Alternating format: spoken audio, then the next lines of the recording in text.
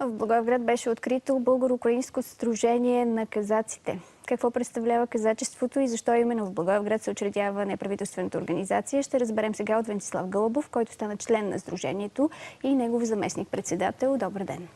Добър ден! Идеята за... Какъв е всъщност повода за учредяването на такова сдружение в Благоевград? Повода е, че ние в исторически план имаме много общи неща и казачеството до някъде е една от допрените точки, която най-така почесва самолюбието на всяка една нация. Не случайно девиза на казаците е патриотизъм и духовност. Ето е емблемата нашата.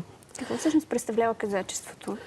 За много хора може би казачеството не е едно ясно. движение, което се е зародило преди 6 века и де-факто е обединявало свободомислещи хора с добро образование, които са отстоявали ценностите на държавата в определен район, където не е имало централизирана държавност. В частност на юг от Киев са се зародили.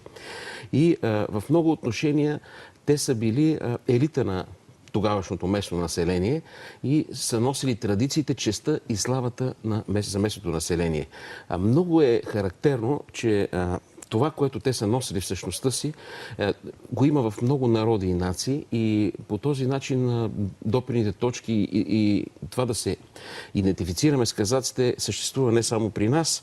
Да речем един пример, ще посоча барон Йосихиро Окабе. Той е председател на японската украинска казаческа организация. Той е потомствен самурай. Значи вижте как един самурай се идентифицира с казачеството и това е един повод да потърси допирни точки с самишници, да потърси не правителствени контакти, а контакти на чисто човешка основа, да обедини една идея така, че тя да прескочи границите. Това правим и ние. Титулът е върховен атаман в България. Какво означава във вашата иерархия? Атаман означава ръководител, т.е. предводител. А върховен значи, че е първия за България, с най-висок ранг. Предполага се, че има още за сега. Има само 2 заместници, но надяваме се, като се разпространи организацията и съответно като има членове, да има поне 10 атамани на всички области. Но това е перспектива. Как да формулирам нещата в по-ясен текст за зрителите, ще ми бъде трудно, но ако всеки се обърне към нашия интернет сайт, там нещата са описани доста по-детайлно. Българо-украинско регистрирано казачество има доста подробна информация. Ако някой иска да се ориентира в това какво е берегиня, например, берегиня е казачка. Тази, която пази семейното огнище. Какво е атаман, какво е водачи, така нататък на определени групи казаци. Наистина е много любопитно. Преди да продължим нашия разговор, нека да видим какво представлява казачеството според украинските ви гости, които бяха в Благоевград. С тях се срещна Десислава Димчева по време на посещението им тук. И в других странах, и в Българии. Както в другите страни, така и в България, членовете на дружеството ще работят основно с младежите. Ще се постараем да повишим духовната култура на хората и другата цел е да засилим патриотизма в младите хора, защото именно на тях принадлежи бъдещето на всяка страна. Затова казаците в България ще произнесат клетва към Господ Бог, но и във вярност към българския народ. Господин Шевченко, имаме с присъствието да ръкополага определени, наши самишленици, които не са ръкоположени в казаци. Първо трябва да приемат казачеството, а после всичко останало. Темата е много интересна и всичките в ръководство на украинското регистрирано казачество и при нас са интересни хора с доста голям житейски опит и професии в живота. За в бъдеще планираме да започнем сериозна съвместна работа и с помощта на нашите хора, младежите в България да израснат духовно, да станат по-добри патриоти на България.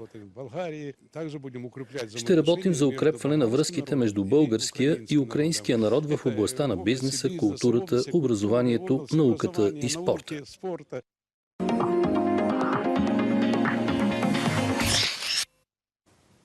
И един специален ритуал се проведе в Благоевград. Да, ритуал е много интересен. Ако имате кадри от тях, може да се види, че той Имаме прилича кадри и нашите зрители ще ги видят. Прилича на едно рицарско посещение и това е, как да кажа, един забележителен ритуал за този, който е предназначен и този, който го дава. И както вече споменах, казаците в дълбоката си същност, те са носители на тези славни идеи, които са успели през годините, през вековете да преминат.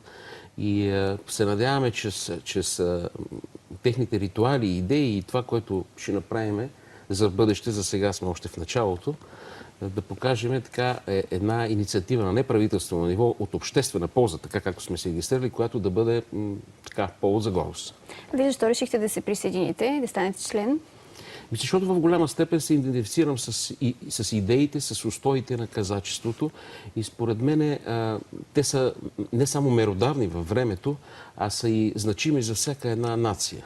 В чистия си вид, както вече споменах, преди видяхте емблемата, духовност и патриотизъм. Това са ценностите, които остават.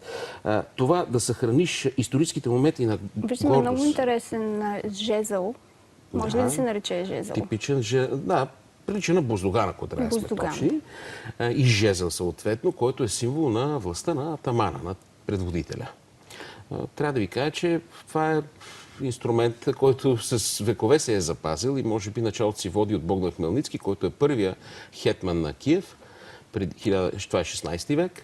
И до ден днешен това е символ на властта, честта и достоинството. Виждаме посвещението. Церемонията по посвещаване. Да. Много интересен ритуал. Кои бяха гостите ви от Украйна? Да, интересното и може би значимото е, че нашите гости бяха много уважавани хора от Украйна с длъжности и постове, които по принцип подсказват, че това са личности.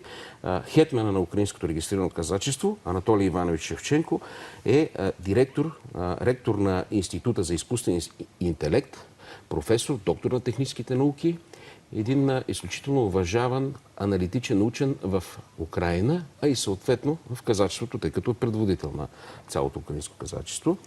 Също така, първия командващ на военно-морските сили на Украйна, адмирал Борис Кожин, беше гост. Той също казак. Това е една важна фигура в техното управление. Друг известен така присъстващ гост беше Орест Фурдичко, директор на Института по агроекология и природни ресурси към Академията на науките, професор Игор Гриник, директор на Института по селско стопанство, съответно и техния началник щаб на Украинското регистрирано казачество генерал-лейтенант Сергей Тараненко. Изобщо важни гости за казаците. Какви са обаче целите на сдружението именно тук в Благоевград? Какво предстои? Вие чухте в интервюто на хетмана, че основно се обръща внимание на младежта. Значи, целиме се чрез по линия на обмяна на студенти, на културно-исторически мероприятия, на спортни мероприятия, ние да приобщиме, да направим, да сме един мост между българската младеж и украинската и по този начин да се обмени не само опит, а и някои интересни моменти в развитието на един млад човек. Не само обучението, да речеме. Както вече споменах, това са няколко ректори на институти в Украйна. Съответно, неформално ще може да осъществиме оная връзка и желание на тези, които искат да учат там, или оттам тук. Съответно, в областта на бизнеса също не са за пренебрегване нещата, тъй като тия неформални контакти, които се създават между казаците, които са с съвсем други професии, естествено могат да прераснат и в бизнес контакти. Знае се, че в бизнеса един контакт, когато е скрепен не само формално, а и по линия, да речеме, на казачеството, ще има доста по-сериозен ефект и доверие, ако щете, в една сделка. Това малко ли много обезмисли следващия ми въпрос, но все пак защо е важно да се затвърждава това българо-украинско сътрудничество? Защото природата не търпи празни пространства. Ние не видяхме и поне не знаехме тези, които организирахме българо-украинското регистрирано казачество, така една сериозна структура, говоря неправителствена, на обществени начала, некомерциална, да съществува в пространството.